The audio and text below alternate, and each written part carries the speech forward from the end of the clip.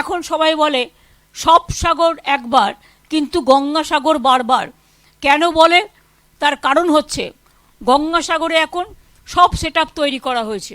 3টি helipad station করা হয়েছে, এখানে এয়ার অ্যাম্বুলেন্সের ব্যবস্থাও আছে, স্থায়ী শৌচালয় করা হয়েছে, নিরবিচ্ছিন্ন সাগরে বিদ্যুৎ পৌঁছে দেওয়া হয়েছে।